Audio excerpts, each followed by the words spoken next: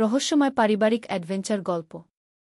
বাড়ির নতুন কাগজে আমি তোমাকে খুয়নো হিসেবে ওয়াইফ লিখেছি, কারণ আমি চাই তুমি আমার স্ত্রী হও। বাড়ির মুদেশন এর কাজ চলছিল কিছুদিন ধরে। আজ সকালে ছেলে এসে বলল কাগজপত্র রেডি হয়েছে। নতুন দলিলে আমার নামও আছে খুয়নো হিসেবে। কাগজ দেখতে গিয়ে চোখ কপালে উঠল। আমার নামের পাশে রিলেশন এ লেখা ওয়াইফকে। তুই কি লিখেছিস এখানে? তোমাকে আমার ওয়াইফ হিসেবে লিখেছি গিয়ে। কেন? ছেলে আমার হাত ধরে বসাল। কারণ আমি চাই তুমি শুধু এই বাড়ির খুয়নো নয়, আমার জীবনেরও খপর্ণর হও। তুই কি বলছিস? মা, এই বাড়িতে আমরা দুজনে থাকি। আমি তোমার যত্ন নিই, তুমি আমার যত্ন নাও। এটাই তো স্বামী স্ত্রীর সম্পর্ক। আমি কাগজ রেখে দিলাম। তুই জানিস এটা কি ভুল? এটা কোনো ভুল নয়। আমি আমার ভবিষ্যৎ পরিকল্পনা অনুযায়ী কাগজ করেছি। আমি তোমাকে বিয়ে করব। তুই পাগল? হ্যাঁ, তোমার প্রেমে পাগল। এই বাড়ি এখন আমাদের দুজনার। আমরা স্বামী স্ত্রী হিসেবে এখানে বাস করব। সাব রেজিস্ট্রার অফিসের সিল দেওয়া কাগজ টেবিলে পড়ে আছে। আইনত এখন আমি এই বাড়ির ওয়াইফ কি হিসেবে খুয়নার। মা, আইন আমাদের পক্ষে। শুধু তোমার সম্মতি লাগবে। এই গল্পটি সম্পূর্ণ শুনলে আপনাদের পানি অটোমেটিক বের হয়ে যাবে, সো যত দ্রুত সম্ভব হাতের কাছে টিস্যু নিয়ে বসে পড়ো। বিছানার চাদর যেন নষ্ট না হয় সেটা সম্পূর্ণ খেয়াল রাখার অনুরোধ জানিয়ে গল্পটি এখন শুরু করব। তার আগে সর্বশেষ অনুরোধ, দয়া করে এমন পানি বের করার গল্প নিয়মিত শুনতে আমাদের চ্যানেলটি সকলেই সাবস্ক্রাইব করুন। ধন্যবাদ। হ্যালো বন্ধুরা, আমার নাম রূপালী দত্ত। আমার বয়স ৩৯ বছর। আমার স্বামীর নাম বিজয় দত্ত, বয়স ৫২ বছর। আমাদের ৩ সন্তান, রাহুল, প্রিয়া আর তনয়। রাহুল ২১ বছর বয়সী, ইউনিভার্সিটিতে পড়ে। প্রিয়া ১৫ বছর বয়সী, হাই স্কুলে পড়ে। তনয় ১০ বছর বয়সী, প্রাইমারি স্কুলে যায়। গত মাসে আমার স্বামী বিজয়ের হঠাৎ করে হার্ট অ্যাটাক হয়। হাসপাতালে নিয়ে যাওয়ার সময়ই তিনি চলে গেলেন। আমি একেবারে ভেঙে পড়লাম। ৩ সন্তানের দায়িত্ব আর বাড়ির সব কাজকর্ম সামলানো আমার একার পক্ষে খুবই কঠিন হয়ে গেল। রাহুল বাড়ির বড় ছেলে হিসেবে অনেক দায়িত্ব নিল। সে তার পড়াশোনার পাশাপাশি টিউশনি করে কিছু টাকা আনতে লাগল। প্রিয়া আর তনয়কে দেখাশোনা করত। আমি ভাবলাম, এই ছেলেটা কত পরিপক্ক হয়ে গেল। বিজয়ের মৃত্যুর পর সব সম্পত্তির কাগজপত্র নিয়ে বেশ ঝামেলা হয়েছিল। আমাদের বাড়িটা বিজয়ের নামেই ছিল। আইনজীবী বলেছিলেন আমার নামেও কিছু করতে হবে। তাই মুদেশন এর কাজ শুরু করলাম। রাহুল বলেছিল, মা, তুমি চিন্তা করো না, আমি সব দেখে নেব। আমি ভাবলাম, এই ছেলে কত বুদ্ধিমান। সব কাগজপত্রের দায়িত্ব তাকেই দিয়ে দিলাম। গত কয়েকদিন ধরে রাহুল রেজিস্ট্রি অফিসে যাচ্ছিল। আজ সকালে সে এসে বলল, মা, সব কাগজপত্র রেডি। তুমি এখন এই বাড়ির মালিক। আমি খুশি হয়ে কাগজগুলো দেখতে গেলাম। কিন্তু দেখে আমার চোখ কপালে উঠল। আমার নামের পাশে রিলেশন এর জায়গা লেখা ওয়াইফকে। রাহুল, এটা কি? এখানে তো আমার নাম মোডার হিসেবে থাকার কথা। কেন ওয়াইফ লেখা? রাহুল একটু ঘাবড়ে গেল। তারপর আমার হাত ধরে বসাল। মা, আসলে আমি একটা কারণে এটা করেছি। কি কারণ? মা, আমি ভেবেছি এই বাড়িতে এখন আমরা দুজনে থাকি। আমি তোমার যত্ন নিই, তুমি আমার যত্ন নাও। এটাই তো স্বামী স্ত্রীর মতো। আমি হতভম্ব হয়ে তার দিকে তাকালাম। তুই কি বলছিস রাহুল? আমি তোর মা। মা, আমি জানি, কিন্তু বাবার মৃত্যুর পর আমি অনুভব করেছি তুমি শুধু আমার মা নও, তুমি আমার জীবনের সবচেয়ে গুরুত্বপূর্ণ নারী। আমি তোমাকে হারাতে পারব না। রাহুল, তুই পাগল হয়ে গেছিস? হ্যাঁ, তোমার জন্য পাগল। মা, আমি ভাবতাম এই বাড়িটা এখন আমাদের দুজনার। আমরা আমরা একসাথে থাকব।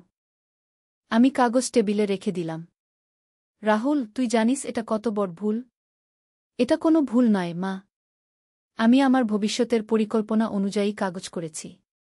আমি আমি তোমাকে তুই কি বলতে যাচ্ছিস? রাহুল আমার দিকে তাকিয়ে বলল, মা, আমি তোমাকে বিয়ে করতে চাই।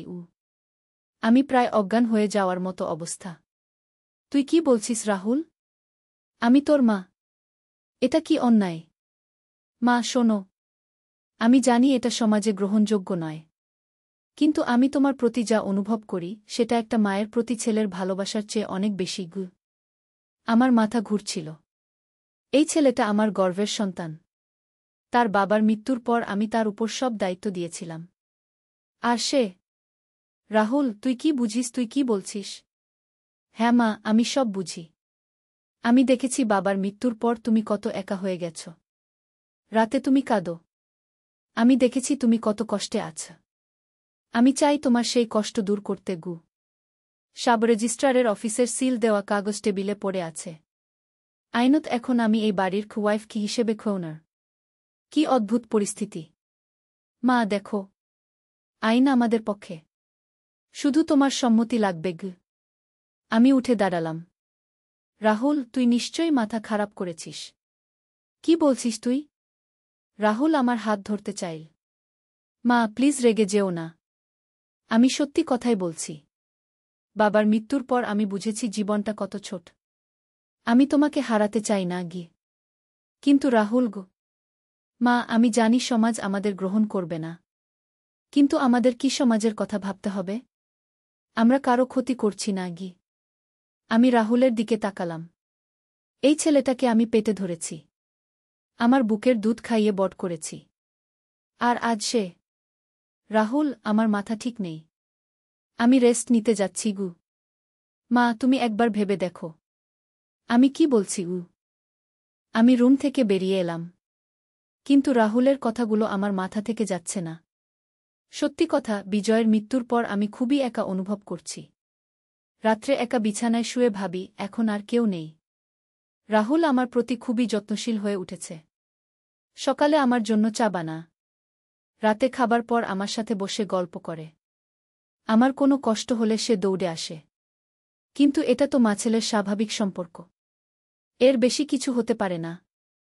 সন্ধেবেলা প্রিয়া আর তনয় স্কুল থেকে ফিরল। প্রিয়া জিজ্ঞেস করল, মা তুমি কেমন? মন খারাপ দেখাচ্ছে। কিছু না মা, একটু মাথা ব্যথা।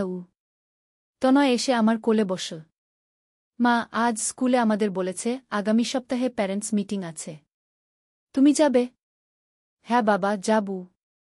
রাহুল এসে বলল, মা তনয়ের স্কুলে আমি যেতে পারি গু। না আমি যাবু, আমি একটু কড়া গলায় বললাম। রাহুল বুঝে গেল আমি তার সাথে রেগে আছি। সে আর কিছু বলল না। রাতে খাবার টেবিলে আমরা চারজনে বসলাম। তনয় বলল, দাদা তুমি আমাদের সাথে ফুটবল খেলবে? হ্যাঁ, কাল বিকেলে খেলবু। প্রিয়া বলল, দাদা আমার ম্যাথের একটা অঙ্ক বুঝিয়ে দেবে? অবশ্যই গু। আমি দেখছিলাম রাহুল তার ভাইবোনদের কত ভালোবাসে। এত ছোট বয়সে এত দায়িত্ব নিয়েছে। কিন্তু সকালে সে যা বলেছে। রাতে সবাই ঘুমিয়ে গেলে রাহুল আমার রুমে এল। মা আমি কি তোমার সাথে কথা বলতে পারি? রাহুল তুই যা বলেছিস সেটা নিয়ে আর কোনো কথা নেই গু। মা প্লিজ একবার শুনো। আমি সত্যি কথাই বলছি গু। আমি তার দিকে তাকালাম। রাহুল তুই বুঝিস না তুই কি বলছিস? আমি তোর মা। এটা পাপ। মা পাপপূর্ণ সমাজ তৈরি করেছে। কিন্তু ভালোবাসা তো সমাজ তৈরি করেনি। আমি তোমাকে ভালোবাসি। এটা ভালোবাসা নয় রাহুল, এটা কনফিউশন। তুই ছোটবেলা থেকে আমার কাছেই বেশি ছিলি। তোর বাবা সারাদিন অফিসে থাকত। তাই তুই আমার উপর ডিপেন্ডেন্ট হয়ে গেছিস গু। রাহুল আমার হাত ধরল। মা এটা কনফিউশন নয়। আমি পূর্ণবয়স্ক।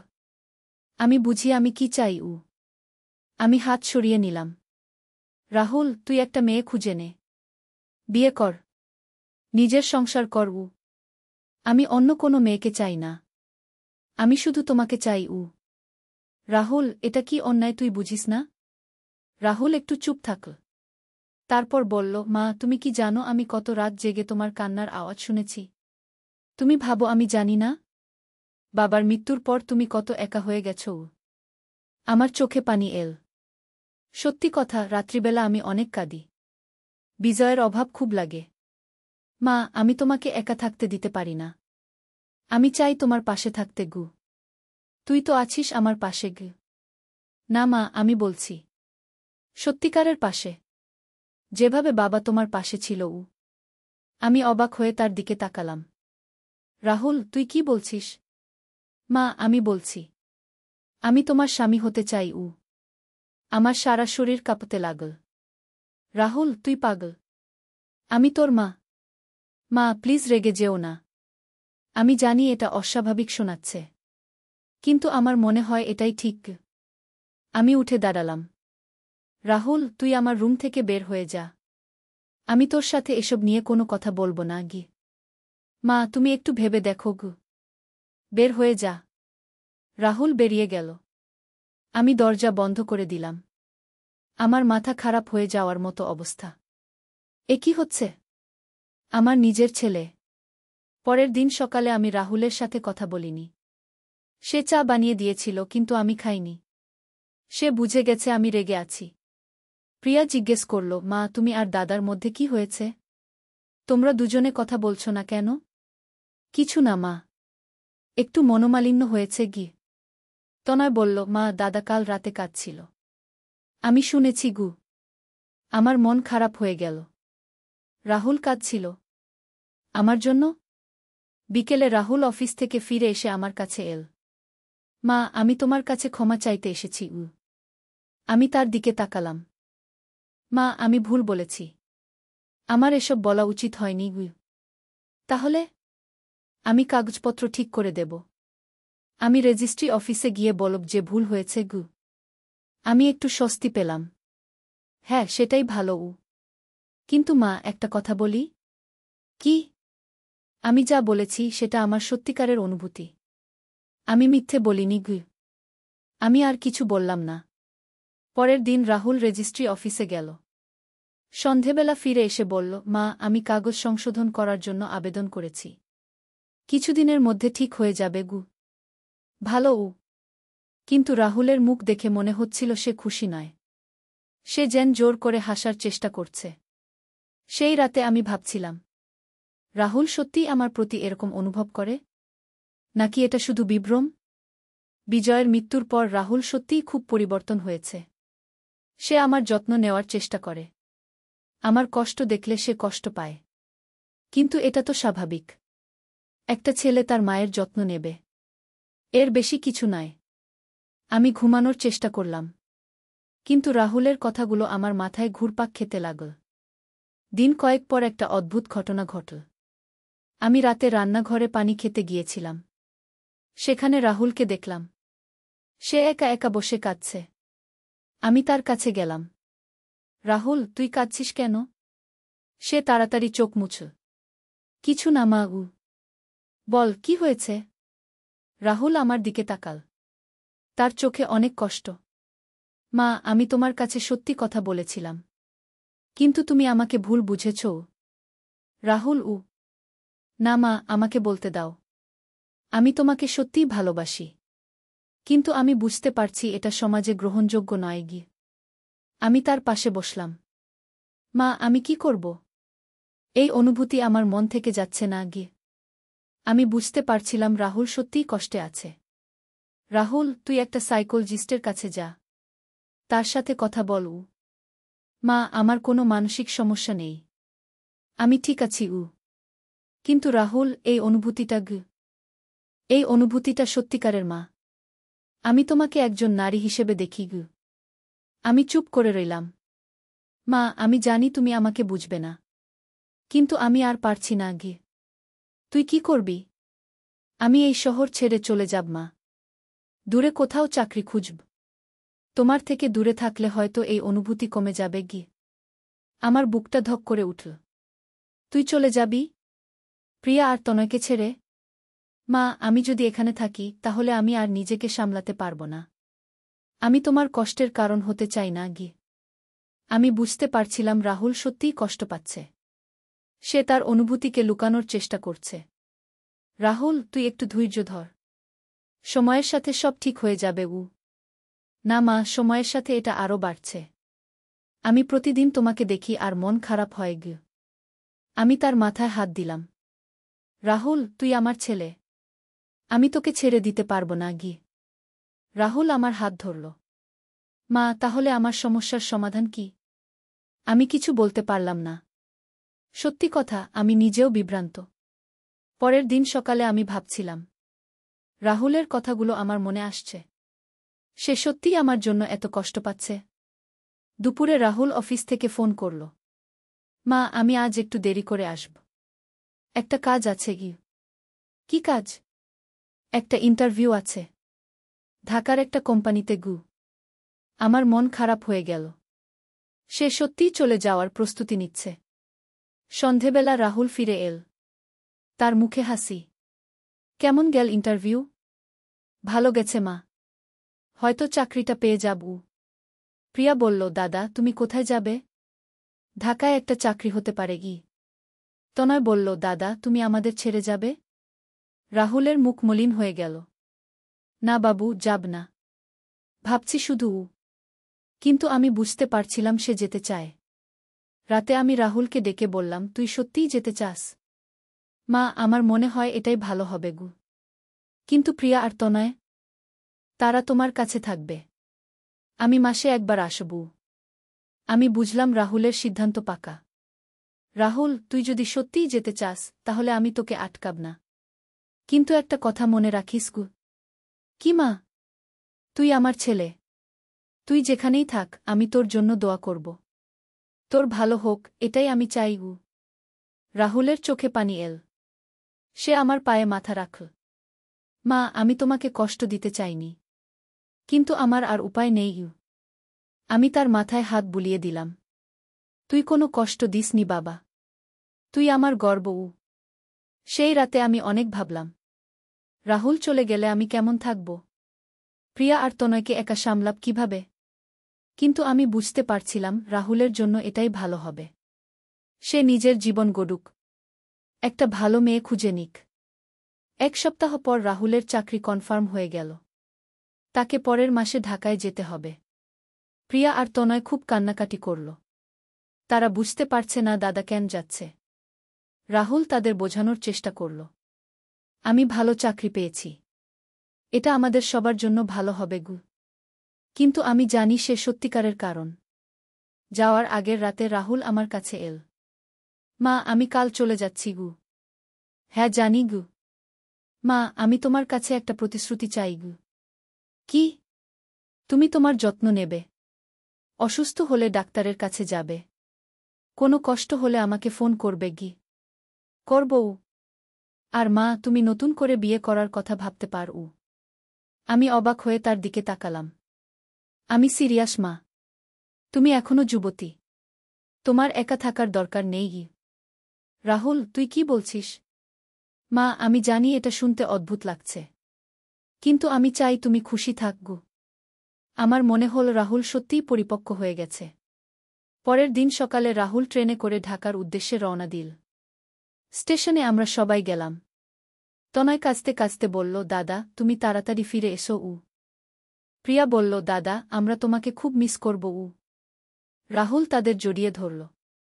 তারপর আমার কাছে এল। মা, আমাকে একটা আশীর্বাদ করো। আমি তার কপালে হাত রাখলাম। তোর মঙ্গল হোক বাবা। তুই সুখে থাকিস গু। রাহুল ট্রেনে উঠে গেল। ট্রেন ছেড়ে দেওয়ার সময় সে জানালা দিয়ে আমাদের দিকে তাকিয়েছিল। বাড়ি ফিরে এসে সবকিছু খালি খালি লাগতে লাগল। রাহুলের রুমটা ফাঁকা। তার চা বানানোর আওয়াজ নেই। তার হাসির শব্দ নেই। কিন্তু আমি জানি সে ঠিক করেছে। তার নিজের জীবন গড়ার প্রয়োজন। 1 মাস পর রাহুল ফোন করল। মা, আমি ভালো আছি। চাকরি ভালো চলছে। তোমরা কেমন আছো? আমরাও ভালো আছি। তুই কোনো চিন্তা করিস না ঘে। মা, আমি পরের মাসে আসব। আসিস? আমরা তোর জন্য অপেক্ষায় আছি। ফোন রেখে আমি ভাবলাম, রাহুল সত্যিই ঠিক সিদ্ধান্ত নিয়েছে। দূরত্ব তাকে ভালো করবে। কিছুদিন পর আমি আবিষ্কার করলাম যে বাড়ির মিউটেশনের কাগজে এখনও খুওয়াইফ লেখা রয়ে গেছে। রাহুল সংশোধন করে যেতে পারেনি। আমি নিজেই রেজিস্ট্রি অফিসে গিয়ে কাগজ ঠিক করালাম। কিন্তু একটা অদ্ভুত ব্যাপার লক্ষ্য করলাম। ওয়াইফ কি থেকে কি মার্ডার কি করার সময় আমার কেমন যেন খারাপ লাগছিল। কেন জানি না। হয়তো রাহুলের কথাগুলো আমার মনে প্রভাব ফেলেছে। তার ভালোবাসার কথা মাঝে মাঝে মনে পড়ে। 6 মাস পর রাহুল বাড়ি এল। সে অনেক পরিবর্তন হয়েছে। আরও পরিপক্ক দেখাচ্ছে। কেমন আছিস রাহুল? ভালো আছি মা। তুমি কেমন? আমিও ভালো। আমি লক্ষ্য করলাম রাহুল আমার দিকে স্বাভাবিকভাবে তাকাচ্ছে। আগের মতো কোনো অদ্ভুত ভাব নেই। প্রিয়া আর তনয় খুব খুশি।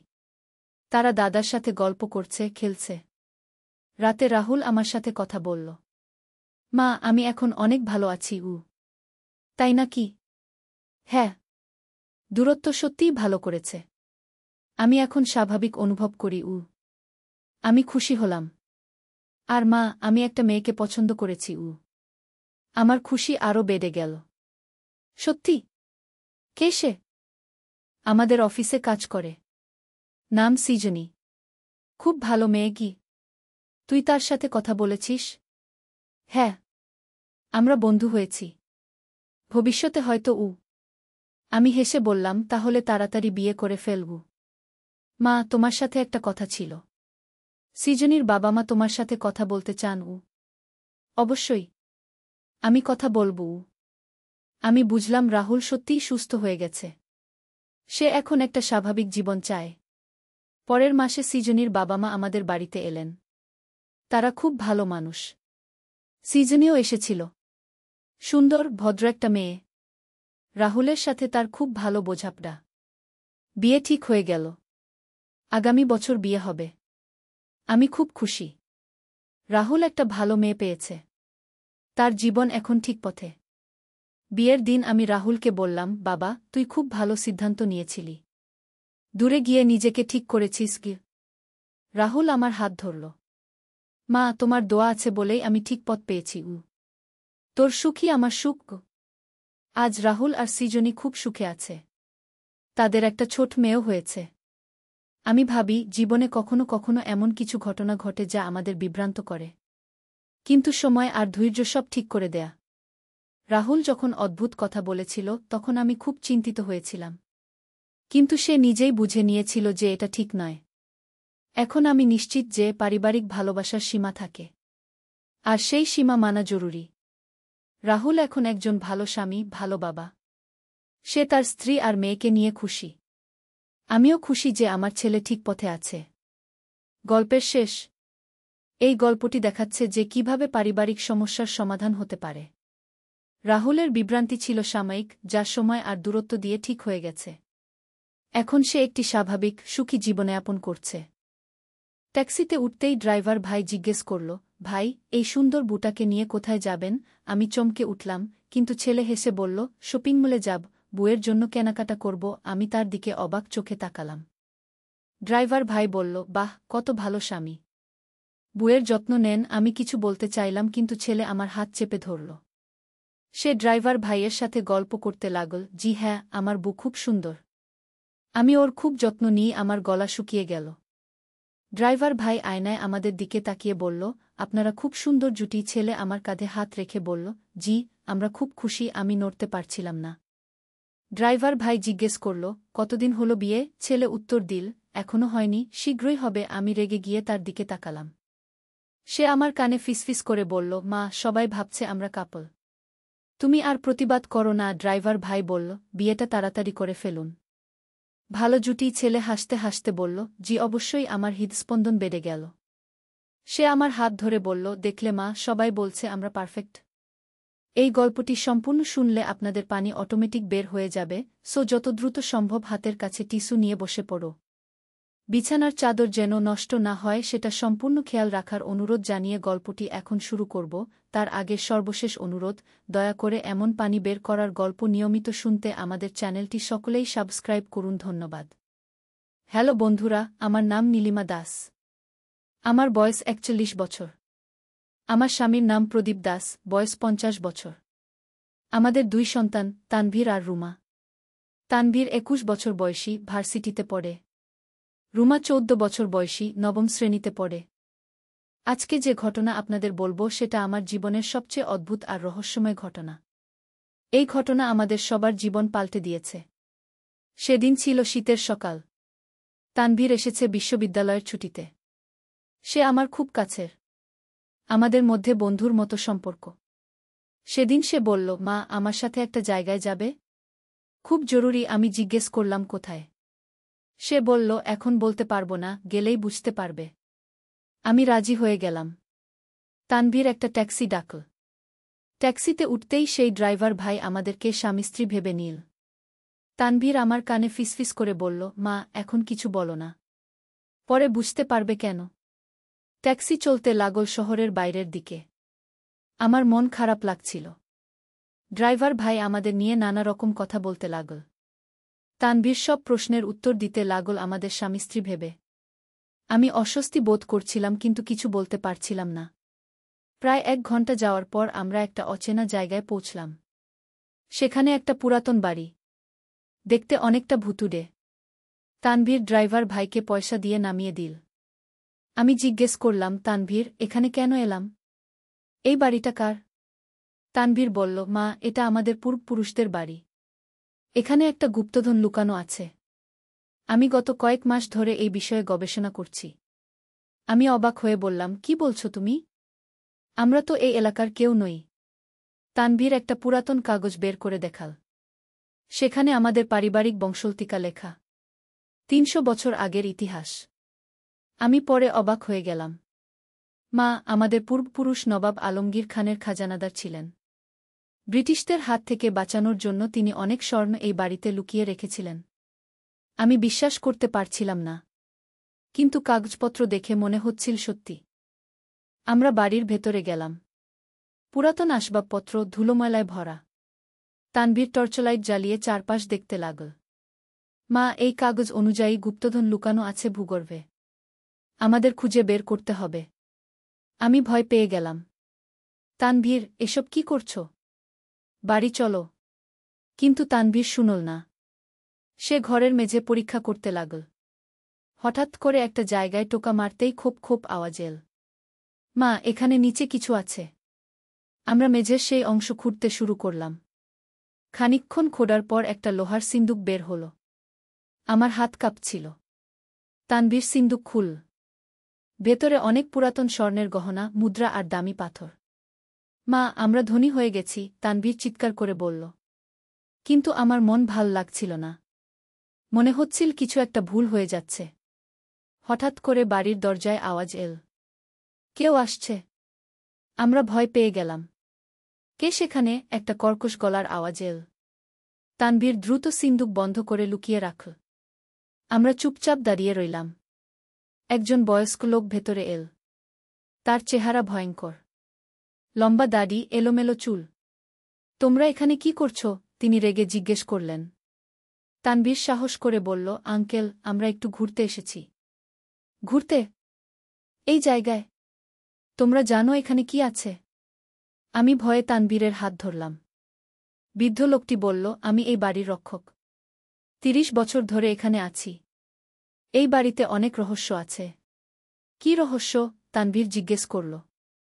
এই বাড়ির মালিক নবাব আলমগীর খানের খাজানাদার হাবিব উদ্দিন খান ছিলেন। তিনি এখানে অনেক সম্পদ লুকিয়ে রেখেছিলেন। কিন্তু সেই সম্পদের উপর অভিশাপ আছে। আমার গায়ে কাঁটা দিয়ে উঠল।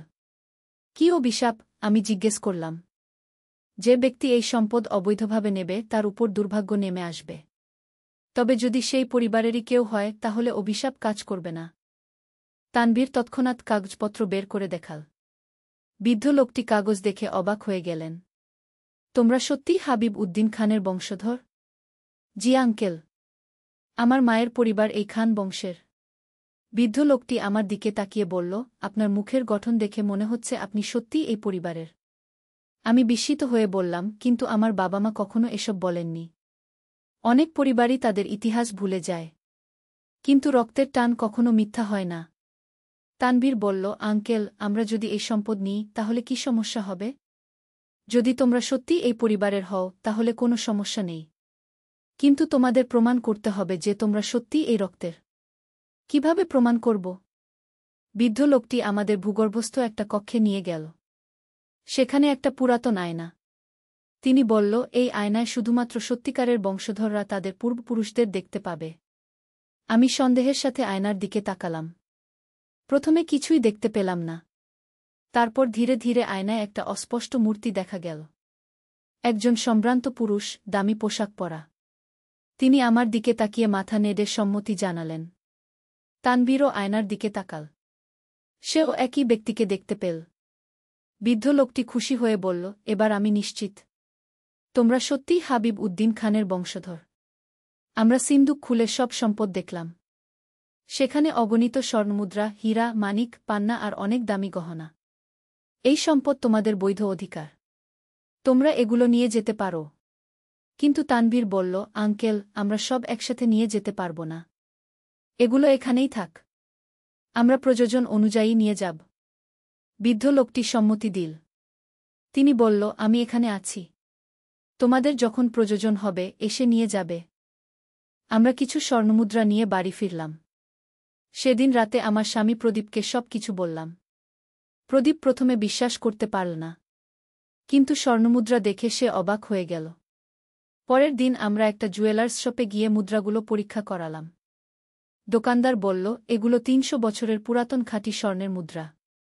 একটার দাম কমপক্ষে ৫০,০০০ টাকা। আমরা বুঝতে পারলাম যে আমরা সত্যিই অনেক বড় সম্পদের মালিক। কিন্তু আমরা সিদ্ধান্ত নিলাম যে আমরা এই সম্পদ দিয়ে মানুষের কাজে লাগাব। গরিব ছাত্রছাত্রীদের পড়াশোনার খরচ দেব, এতিমদের সাহায্য করব। তানভীর তার বন্ধুদের সাথে একটা চ্যারিটি সংস্থা তৈরি করল। আমরা নিয়মিত সেই পুরাতন বাড়িতে যাই এবং প্রয়োজন অনুযায়ী সম্পদ নিয়ে আসি। বৃদ্ধ রক্ষক সাহেব আমাদের পরিবারের মতোই হয়ে গেছেন। তিনি বলেন যে আমাদের এই সৎ কাজের জন্য আমাদের পূর্বপুরুষরা খুশি। একদিন আমি আয়নার দিকে তাকিয়ে দেখলাম সেই সম্ভ্রান্ত ব্যক্তি হাসি মুখে আমার দিকে তাকিয়ে আছেন। মনে হল তিনি আশীর্বাদ করছেন। এখন আমাদের জীবনযাত্রা অনেক উন্নত হয়েছে। তানভীর ভালো চাকরি পেয়েছে। রুমা ভালো স্কুলে পড়ছে। আমরা একটা বড় বাড়ি কিনেছি। কিন্তু সবচেয়ে বড় কথা হল আমরা সুখী। কারণ আমরা জানি যে আমাদের সম্পদ সৎ পথে ব্যবহার করছি। সেদিন ট্যাক্সিতে যে অস্বস্তি লেগেছিল, আজ সেটা মনে হয় অনেক ছোট ব্যাপার। কারণ সেই ঘটনা না ঘটলে আমরা আমাদের আসল পরিচয় জানতেই পারতাম না। তানভীর এখন ইতিহাসের ছাত্র। সে আমাদের পারিবারিক ইতিহাস নিয়ে গবেষণা করছে। সে জানতে পেরেছে যে আমাদের পূর্বপুরুষরা শুধু ধনীই ছিলেন না, তারা সমাজসেবকও ছিলেন। হাবিব উদ্দিন খান তার সময়ে অনেক মাদ্রাসা আর হাসপাতাল প্রতিষ্ঠা করেছিলেন। দরিদ্রদের সাহায্য করতেন। ব্রিটিশদের সাথে যুদ্ধে অনেক অর্থ দিয়েছিলেন। আমি গর্বিত যে আমি এমন একটা পরিবারের সন্তান। আর আরও গর্বিত যে আমার ছেলে তানভীর সেই ঐতিহ্য বজায় রেখেছে।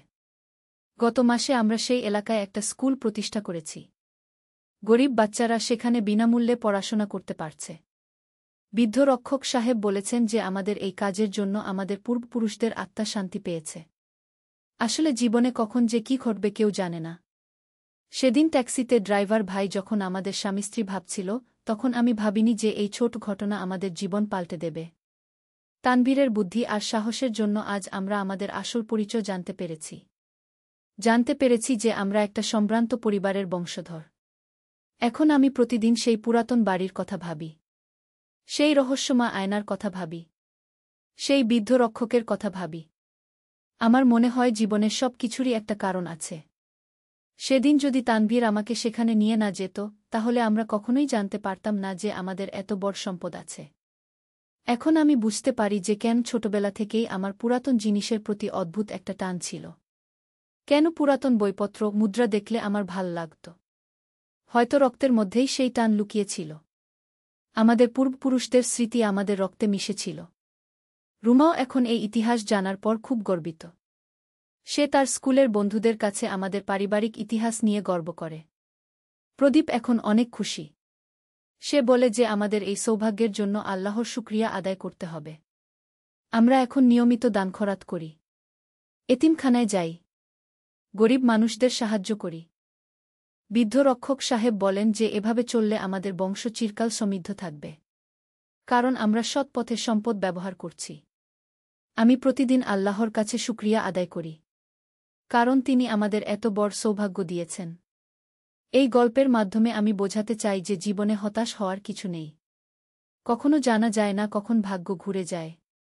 আমাদের পরিবারের এই পরিবর্তন আমাকে শিখিয়েছে যে সৎ পথে থাকলে আল্লাহ সবসময় সাহায্য করেন। সেদিনের সেই অস্বস্তিকর ট্যাক্সি ভ্রমণ আজ আমার কাছে জীবনের সবচেয়ে সৌভাগ্যের ঘটনা মনে হয়। আর তানভীরের সাথে মানুষ যে আমাদের স্বামী-স্ত্রী ভেবেছিল, সেটা এখন আমাদের কাছে একটা মজার স্মৃতি। তানভীর এখন প্রায়ই বলে, মা, মনে আছে সেদিন ড্রাইভার ভাই আমাদের কি বলেছিল? আমরা সবাই হেসে ফেলি। কিন্তু সত্যি কথা বলতে কি, সেদিনের সেই অস্বস্তিকর পরিস্থিতি না থাকলে আমরা হয়তো কখনোই এই রহস্যের সন্ধান পেতাম না। এখন যখনই কোথাও যাই, মানুষ আমাদের পরিবারকে দেখে বলে যে আমরা খুব সুখী পরিবার। আর সেটা সত্যি। আমাদের এই পরিবর্তন দেখে আমাদের আত্মীয়স্বজন, প্রতিবেশীরা অবাক হয়েছে। কিন্তু আমরা কাউকে আসল কারণ বলিনি। কারণ বৃদ্ধ রক্ষক সাহেব বলেছেন যে এই রহস্য গোপন রাখতে হবে। শুধু আমাদের পরিবারের 4 জন আর সেই বৃদ্ধ রক্ষক ছাড়া আর কেউ জানে না এই সত্যি। তানভীর এখন ইতিহাসে মাস্টার্স করছে। সে আমাদের পারিবারিক ইতিহাস নিয়ে একটা বই লেখার পরিকল্পনা করছে। অবশ্য সেখানে গুপ্তধনের কথা থাকবে না, শুধু আমাদের পূর্বপুরুষদের গৌরবময় ইতিহাস থাকবে। রুমা এখন অনেক পড়াশোনায় মন দিয়েছে। সে বলে যে সে বড় হয়ে ডাক্তার হবে আর গরিব মানুষের সেবা করবে, আমাদের পূর্বপুরুষদের মতোই। প্রদীপ এখন তার ব্যবসা ছেড়ে দিয়ে সমাজসেবায় পুরোপুরি মনোযোগ দিয়েছে। সে বলে যে টাকা পয়সার চেয়ে মানুষের দোয়া অনেক বেশি দামি। আমি এখন একটা মহিলা সংগঠন চালাই। সেখানে গরিব মহিলাদের সেলাই কাটিং শেখানো হয়। তারা স্বাবলম্বী হতে পারছে। গত সপ্তাহে আমরা আবার সেই পুরাতন বাড়িতে গিয়েছিলাম। বৃদ্ধ রক্ষক সাহেব আমাদের অনেক খুশি মনে স্বাগত জানালেন। তিনি বলল, নীলিমা বেটি, তোমাদের এই সৎ কাজের জন্য তোমাদের পূর্বপুরুষদের আত্মা অনেক খুশি। আমি সেই আয়নায় তাদের হাসতে দেখি।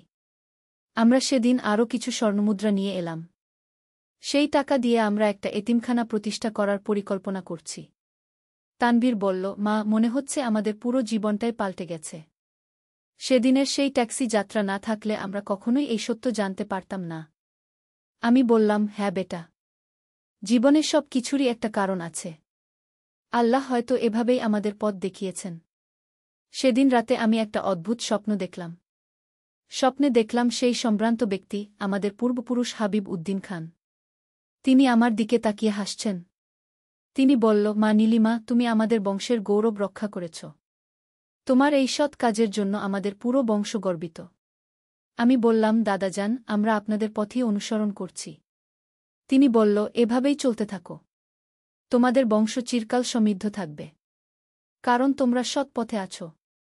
সকালে ঘুম থেকে উঠে আমার মন ভালো লাগছিল। মনে হচ্ছিল আমাদের পূর্বপুরুষরা আমাদের সাথে আছেন। এই গল্পটা বলার পর আমি বুঝতে পারি যে জীবনে কোনো কিছুই কাকতালীয় নয়। সব কিছুরই একটা গভীর অর্থ আছে। সেদিন ট্যাক্সিতে ড্রাইভার ভাই আমাদের স্বামী-স্ত্রী ভেবে যে কথাগুলো বলেছিল, সেটা এখন মনে হয় আল্লাহর ইশারা ছিল। তিনি আমাদের এই পথে এগিয়ে যেতে সাহায্য করেছিলেন। তানভীর যদি সেদিন আমাকে সেই বাড়িতে নিয়ে না যেত, যদি সে এই সব গবেষণা না করত, তাহলে আমরা কখনোই জানতে পারতাম না যে আমাদের এত বড় ঐতিহ্য আছে। আমি এখন প্রতিদিন আল্লাহর কাছে কৃতজ্ঞতা প্রকাশ করি। তিনি আমাদের এত বড় সৌভাগ্য দিয়েছেন। আমাদের পরিবারের এই অভিজ্ঞতা থেকে আমি শিখেছি যে জীবনে কখনো হাল ছাড়া উচিত নয়। ভাগ্য কখন পাল্টে যায় কেউ জানে না। আর সবচেয়ে বড় কথা হল, সৎ পথে থাকলে আল্লাহ সবসময় সাহায্য করেন। আমাদের পূর্বপুরুষরা সৎ ছিলেন, তাই তাদের রেখে যাওয়া সম্পদ আমাদের কাজে এসেছে। এই গল্পের শেষে আমি সবাইকে বলতে চাই যে জীবনে যতই সমস্যা থাক, কখনো হতাশ হবেন না। আল্লাহ সবসময় আমাদের দেখছেন। তিনি যখন চাইবেন তখনই আমাদের ভাগ্য পাল্টে দেবেন। আর সবসময় সৎ পথে থাকবেন। কারণ সৎ পথেই আল্লাহর রহমত আছে। আমাদের পরিবার তার প্রমাণ। আজ আমি যখন এই গল্প বলছি, তখন আমার মন ভরে উঠছে কৃতজ্ঞতায়। আল্লাহ আমাদের এত বড় নিয়ামত দিয়েছেন। সেদিনের সেই ট্যাক্সি যাত্রা থেকে শুরু করে আজ পর্যন্ত আমাদের জীবনে যে পরিবর্তন এসেছে, সেটা সত্যিই অবিশ্বাস্য। তানভীর এখন বলে, মা, আমরা কত ভাগ্যবান যে আমাদের এত বড় একটা ঐতিহ্য আছে। আমি বলি, হ্যাঁ বেটা। কিন্তু এই ঐতিহ্য রক্ষা করার দায়িত্বও আমাদের। আর সেটাই আমরা করার চেষ্টা করছি। আমাদের পূর্বপুরুষদের মতোই মানুষের সেবা করছি। বৃদ্ধ রক্ষক সাহেব বলেছেন যে আমাদের এই কাজ অব্যাহত থাকলে আমাদের বংশ চিরকাল সমৃদ্ধ থাকবে। আমি চাই আমার সন্তানরাও এই ঐতিহ্য বজায় রাখুক। তারা যেন আমাদের পূর্বপুরুষদের মতোই সৎ আর দানশীল হয়। এই গল্পের মাধ্যমে আমি সবাইকে বলতে চাই, জীবনে সবসময় আশা রাখবেন। আল্লাহর উপর ভরসা রাখবেন। তিনি সবসময় আমাদের ভাল চান। আর যদি কখনো অস্বস্তিকর কোনো পরিস্থিতির সম্মুখীন হন, তাহলে ধৈর্য ধরবেন। হয়তো সেই পরিস্থিতির মধ্যে দিয়েই আল্লাহ আপনার জন্য কোনো ভালো কিছুর ব্যবস্থা করে রেখেছেন। আমাদের সাথে যেটা হয়েছে সেটাই তার প্রমাণ। সেদিনের সেই অস্বস্তিকর ট্যাক্সি যাত্রা আজ আমাদের জীবনের সবচেয়ে সৌভাগ্যের ঘটনা। আল্লাহ সবাইকে ভালো রাখুন। আমিন। নূরের খোঁজে। একটি ইসলামিক গল্প। প্রথম অধ্যায়, অন্ধকার থেকে আলোর দিকে। বাগদাদের একটি ছোট গলিতে বাস করত এক যুবক, নাম তার ইউসুফ। বয়স মাত্র ২-৫ বছর, কিন্তু জীবনের কঠিন বাস্তবতা তাকে অনেক কিছু শিখিয়েছে। বাবা মা দুজনেই মারা গেছেন যখন সে মাত্র ১-৮ বছর বয়সে। তারপর থেকে একা একাই জীবন সংগ্রাম করে চলেছে। ইউসুফ একটি ছোট দোকানে কাজ করত। দোকানের মালিক ছিল আবু বকর, একজন ধর্মপ্রাণ মুসলিম। প্রতিদিন ভোরে ফজরের আজানের সাথে সাথেই আবু বকর দোকানে এসে পৌঁছাত। তার চেহারায় সর্বদা এক অদ্ভুত প্রশান্তি লক্ষ্য করা যেত। ইউসুফ প্রায় ভাবত, এই বৃদ্ধ লোকটির মাঝে কি এমন বিশেষত্ব আছে যা তাকে সর্বদা এত শান্ত রাখে। একদিন সকালে ইউসুফ দেরি করে দোকানে পৌঁছাল। দেখল আবু বকর একটি কোরআন শরীফ খুলে তেলাওয়াত করছেন। তার কণ্ঠস্বর এত মধুর যে ইউসুফ মুগ্ধ হয়ে দাঁড়িয়ে রইল। তেলাওয়াত শেষে আবু বকর দোয়া করলেন। তারপর ইউসুফের দিকে তাকিয়ে হাসলেন। ইউসুফ, বেটা, আজ তুমি কিছুটা দেরি করেছ মনে হচ্ছে কি? জি হুজুর, রাতে খুব বেশি কাজ করেছিলাম। একটু ঘুম হয়নি কি? ইউসুফ লজ্জিত হয়ে বলল। আবু বকর তার কাঁধে হাত রেখে বললেন, বেটা, তুমি খুব পরিশ্রমী। কিন্তু শুধু দুনিয়ার কাজেই নিজেকে ব্যস্ত রাখলে চলবে না। আখেরাতের জন্যও কিছু সময় রাখতে হবে গু। ইউসুফ কৌতূহলী হয়ে জিজ্ঞেস করল, হুজুর, আপনি প্রতিদিন এত ভোরে এসে কোরআন পড়েন কেন? আর আপনার চেহারায় সর্বদা এত শান্তি দেখি কেন? আবু বকর মিষ্টি হেসে বললেন, বেটা, এই শান্তি আসে আল্লাহর কাছ থেকে। যখন একজন মানুষ সত্যিকারের ঈমান নিয়ে আল্লাহর পথে চলে, তখন তার অন্তরে এক অনন্য প্রশান্তি নেমে আসে। এটাই হল নূর, আল্লাহর নূর গু। দ্বিতীয় অধ্যায়, জ্ঞানের পিপাসা। ইউসুফ আবু বকরের কথা শুনে গভীরভাবে চিন্তিত হয়ে পড়ল। সে নিজেকে প্রশ্ন করতে লাগল, সে কি সত্যিই সঠিক পথে আছে? তার জীবনে কি সেই নূর আছে যার কথা আবু বকর বলেছেন? কয়েকদিন পর ইউসুফ আবু বকরের কাছে গিয়ে বলল, হুজুর, আমি ইসলাম সম্পর্কে আরও জানতে চাই। আমার বাবা মা মুসলমান ছিলেন, আমিও মুসলমান, কিন্তু আসলে আমি কোরআন হাদিসের কিছুই জানি না। নামাজ পড়ি, কিন্তু বুঝি না কি পড়ছি। আবু বকর খুশি হয়ে বললেন, আলহামদুলিল্লাহ। এটাই তো সবচেয়ে বড় কথা। যখন একজন মানুষ জানার আগ্রহ রাখে, তখনই তার হেদায়েতের পথ শুরু হয় গে। সেদিন থেকেই শুরু হল ইউসুফের ইসলামী শিক্ষার যাত্রা। প্রতিদিন কাজের পর আবু বকর তাকে কোরআন শরীফের বিভিন্ন আয়াত শেখাতেন। হাদিসের গল্প বলতেন। ইউসুফ মুগ্ধ হয়ে শুনত। একদিন আবু বকর সূরা নূরের একটি আয়াত পড়লেন। আল্লাহু নুরুস সামাওয়াতি ওয়াল আরদবউ। আল্লাহ আসমান ও জমিনের নূর। তারপর ব্যাখ্যা করলেন, দেখো বেটা, এই নূর শুধু বাইরের আলো নয়। এটা মানুষের অন্তরের আলো। যে মানুষের অন্তরে আল্লাহর নূর প্রবেশ করে সে আর কখনো পথভ্রষ্ট হয় না গে। তৃতীয় অধ্যায়, পরীক্ষার সময়। দিন যেতে লাগল। ইউসুফের জীবনে পরিবর্তন আসতে শুরু করল। সে নিয়মিত ৫ ওয়াক্ত নামাজ পড়তে শুরু করল। কোরআন তেলাওয়াত করত। তার চেহারায় একটা নুরানি ভাব ফুটে উঠেছিল। কিন্তু জীবন সব সময় সহজ হয় না। একদিন সকালে ইউসুফ দোকানে এসে দেখল আবু বকর খুবই অসুস্থ। তার শ্বাস নিতে কষ্ট হচ্ছে। হুজুর, আপনার কি হয়েছে? ইউসুফ চিন্তিত হয়ে জিজ্ঞেস করল। বেটা, আমি বুড়ো হয়ে গেছি। আল্লাহ হয়তো আমাকে কাছে ডাকতে চান, ও আবু বকর দুর্বল গলায় বললেন। ইউসুফ তাড়াতাড়ি ডাক্তার ডেকে আনল। ডাক্তার পরীক্ষা করে বললেন যে আবু বকরের হার্টের অবস্থা খুবই গুরুতর। তাকে হাসপাতালে ভর্তি করতে হবে। হাসপাতালে ভর্তির পর আবু বকরের অবস্থা আরও খারাপ হতে লাগল। ইউসুফ দিনরাত তার সেবা করত। একদিন আবু বকর তাকে কাছে ডেকে বললেন, ইউসুফ, আমার সময় হয়েছে। তুমি আমার দোকানের দেখাশোনা করবে। কিন্তু মনে রাখবে, শুধু দোকানের নয়, নিজের আত্মার দেখাশোনাও করতে হবে গু। হুজুর, এমন কথা বলবেন না। আল্লাহ আপনাকে সুস্থ করে দেবেন কি? ইউসুফ কাঁদতে কাঁদতে বলল। বেটা, মৃত্যু তো সবারই আসবে। তবে যে মানুষ আল্লাহর পথে জীবন কাটায় তার মৃত্যুও হয় সুন্দর। আমি খুশি যে আমি তোমার মতো একটি ভালো ছেলেকে সঠিক পথ দেখাতে পেরেছি। চতুর্থ অধ্যায়, দায়িত্ব গ্রহণ। ৩ দিন পর আবু বকর ইন্তেকাল করলেন। ইউসুফ অনেক কেঁদেছিল। তার মনে হচ্ছিল যেন তার জীবনের সবচেয়ে বড় অবলম্বনটি হারিয়ে গেছে। আবু বকরের জানাজায় অনেক লোক এসেছিল। সবাই বলছিল যে আবু বকর কত ভালো মানুষ ছিল, কিভাবে সবাইকে সাহায্য করত, দরিদ্রদের খাবার দিত, অসহায়দের পাশে দাঁড়াত। ইউসুফ বুঝতে পারল যে আবু বকর শুধু তাকে নয়, অনেককেই সঠিক পথ দেখিয়েছেন। এখন সেই দায়িত্ব তার। দোকান চালাতে গিয়ে ইউসুফ নতুন নতুন চ্যালেঞ্জের মুখোমুখি হল। একদিন একজন গরিব মহিলা এসে বলল যে তার স্বামী মারা গেছে। 3 ছোট বাচ্চা নিয়ে সে খুবই কষ্টে আছে। কিছু খাবার চান কিনা জানতে চাইল। ইউসুফ তার কথা শুনে কিছুক্ষণ চিন্তা করল। তার নিজের টাকার অবস্থাও তেমন ভালো নয়। কিন্তু তার মনে আবু বকরের কথা মনে পড়ল, নিজের চেয়ে অন্যকে এগিয়ে রাখ। এটাই ইসলামের শিক্ষাগু। সে মহিলাকে প্রয়োজনীয় খাবার দিয়ে দিল। কোনো টাকা নিল না। 5ম অধ্যায়, সমাজসেবার পথে। দিন যেতে লাগল। ইউসুফ দেখতে পেল যে তার এলাকায় অনেক সমস্যা রয়েছে। অনেক দরিদ্র পরিবার আছে। কিছু যুবক ভুল পথে চলে গেছে। মসজিদে মানুষের উপস্থিতি কম। ইউসুফ ভাবল, আবু বকর হুজুর যেমন তার জীবন পরিবর্তন করেছিলেন, সেও তেমনি অন্যদের জীবনে ইতিবাচক পরিবর্তন আনতে পারে। সে প্রথমে স্থানীয় মসজিদের ইমাম সাহেবের সাথে কথা বলল। ইমাম সাহেব হাফেজ সাইদুল ইসলাম খুবই ভালো মানুষ ছিলেন। তিনি ইউসুফের পরিকল্পনা শুনে খুশি হলেন। আল্লাহ তোমাকে হেদায়েত দিয়েছেন ইউসুফ। এই নিয়ত দিয়ে কাজ শুরু কর। আল্লাহ তোমাকে সাহায্য করবেন, ইমাম সাহেব বললেন। ইউসুফ প্রথমে একটি ছোট উদ্যোগ নিল।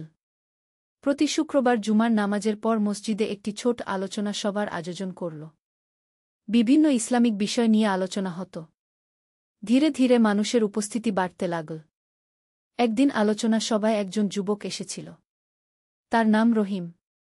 সে বিভিন্ন অপরাধমূলক কাজে জড়িত ছিল। প্রথমে সে শুধু কৌতূহলবশত এসেছিল। ইউসুফ সেদিন হজরত ইউসুফ এর গল্প বলেছিল, কিভাবে তিনি সব বিপদাপদ মোকাবেলা করে শেষ পর্যন্ত সফল হয়েছিলেন। রহিম গল্প শুনে অনেক প্রভাবিত হল। 6ষ্ঠ অধ্যায়, হৃদয় পরিবর্তনের গল্প। রহিমের জীবনযাত্রা ছিল খুবই অনিয়মিত। সে চুরি ছিনতাই করত, মাদকাসক্ত ছিল। কিন্তু ইউসুফের কথা তার মনে গেঁথে গিয়েছিল। পরের সপ্তাহে রহিম আবার এল। এবারও মনোযোগ দিয়ে শুনল। আলোচনা শেষে সে ইউসুফের কাছে এসে বলল, ভাই, আমি জানি আমি খারাপ কাজ করি, কিন্তু আমার অন্য কোনো পথ দেখি না। আমার বাবা মা আমাকে ত্যাগ করেছে। কেউ আমাকে কাজ দেয় না। ইউসুফ তার হাতে হাত রেখে বলল, ভাই রহিম, আল্লাহর রহমতের দরজা সবার জন্যই খোলা। তুমি যদি সত্যিই তওবা করে সঠিক পথে আসতে চাও, আল্লাহ তোমাকে অবশ্যই সাহায্য করবেন গু। কিন্তু আমার তো কোনো কাজ নেই। আমি কি খেয়ে বেঁচে থাকব? রহিম জিজ্ঞেস করল। তুমি প্রথমে আল্লাহর কাছে তওবা কর। নিয়মিত নামাজ পড়। কাজের ব্যাপারে আমি তোমাকে সাহায্য করব, ইউসুফ বলল। রহিম কেঁদে ফেলল। সে বলল, আমি অনেক পাপ করেছি। আল্লাহ কি আমাকে ক্ষমা করবেন? ইউসুফ কোরআনের আয়াত পড়ে শোনাল, বল, হে আমার বান্দারা, যারা নিজেদের উপর অন্যায় করেছ, তোমরা আল্লাহর রহমত থেকে নিরাশ হজো না। নিশ্চয় আল্লাহ সব গুনাহ ক্ষমা করে দেন গু। এই আয়াত শুনে রহিমের জীবনে বিপ্লব এল। সে সেই দিনই তওবা করল। নিয়মিত নামাজ পড়তে শুরু করল। ইউসুফ তাকে দোকানে সাহায্যকারী হিসেবে কাজ দিল। 7ম অধ্যায়, সমাজের উন্নতি। রহিমের পরিবর্তন দেখে এলাকার অন্যান্য যুবকরাও প্রভাবিত হল। ধীরে ধীরে অপরাধের হার কমতে লাগল। মসজিদে মানুষের উপস্থিতি বাড়ল। ইউসুফ দেখল যে শুধু ধর্মীয় শিক্ষা দিলেই হবে না, মানুষের অর্থনৈতিক অবস্থার উন্নতিও দরকার। সে একটি ছোট উদ্যোগ নিল। এলাকার বেকার যুবকদের বিভিন্ন কারিগরি প্রশিক্ষণ দেওয়ার ব্যবস্থা করল। প্রথমে খুব কম টাকা দিয়ে শুরু হল। কিছু যুবক শিকল কাঠের কাজ, কেউ শিকল ইলেকট্রিকের কাজ, কেউ দর্জির কাজ। ধীরে ধীরে তারা নিজেদের পায়ে দাঁড়াতে শুরু করল। একদিন ইউসুফ দেখল যে তার এলাকায় একটি বড় পরিবর্তন এসেছে। আগে যেখানে চুরি ডাকাতির ঘটনা ঘটত, সেখানে এখন শান্তি। যুবকরা মসজিদে আসে, একসাথে বসে কোরআন পড়ে। ইমাম সাহেব একদিন ইউসুফকে বললেন, আল্লাহ তোমাকে দিয়ে অনেক ভালো কাজ করিয়েছেন। তোমার মাধ্যমে অনেক মানুষের জীবন পরিবর্তন হয়েছে গি। ইউসুফ বিনয়ের সাথে বলল, হুজুর, এটা আমার কোনো কৃতিত্ব নয়। এটা আল্লাহর রহমত। আবু বকর চাচা আমাকে যে শিক্ষা দিয়েছেন আমি তা অন্যদের মাঝে ছড়িয়ে দিতে চেষ্টা করেছি মাত্র। অষ্টম অধ্যায়, নতুন চ্যালেঞ্জ। একদিন ইউসুফের কাছে একজন ভদ্রলোক এলেন। তার নাম আব্দুর রাজ্জাক। তিনি শহরের একজন বিত্তবান ব্যবসায়ী।